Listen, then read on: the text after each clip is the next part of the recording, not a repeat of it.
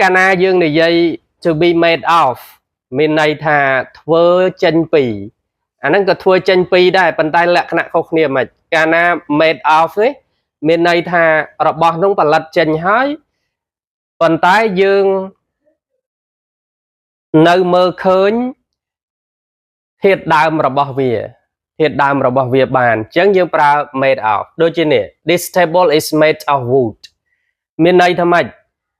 តុនេះធ្វើពីឈើអញ្ចឹងយើងនៅតែមើលឃើញឈើដដែលទេអញ្ចឹងយើងប្រើ to be made of តោះនេះអញ្ចឹងបងប្អូនអូខេ the ring is made of gold ណែចិញ្ចៀននេះធ្វើពីមាសអញ្ចឹងយើងនៅតែមើលឃើញមាសនោះដែលជាវត្ថុធាតុដើមរបស់វានោះណាយើងនៅមើលឃើញដដែល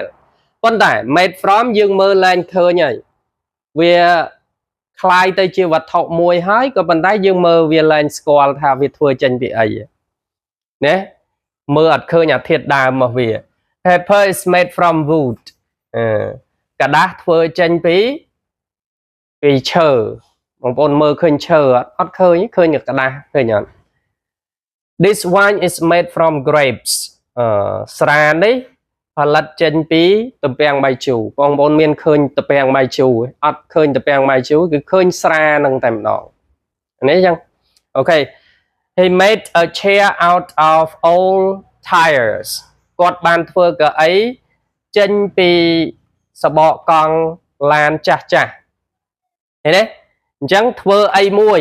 យកអារបស់អីមួយហ្នឹងកែច្នៃទៅជាស្អីមួយទៀតអាហ្នឹងយើងប្រើ made out of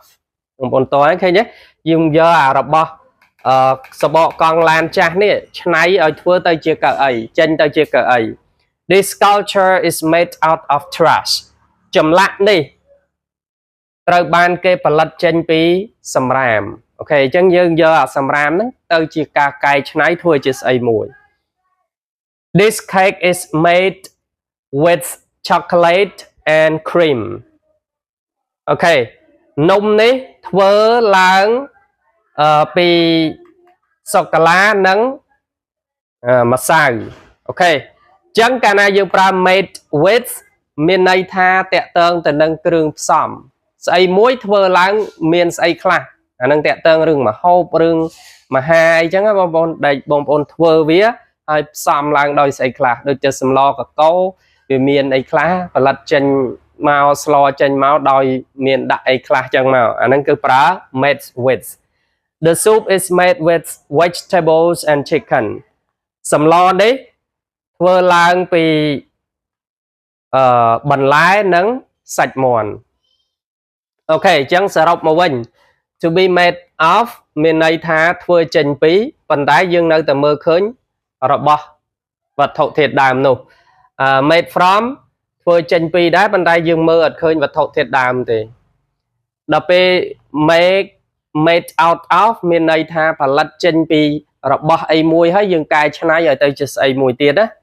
made with តកតងនឹងការធ្វើម្ហូបណាផ្សំឡើងដោយស្អីចឹងមក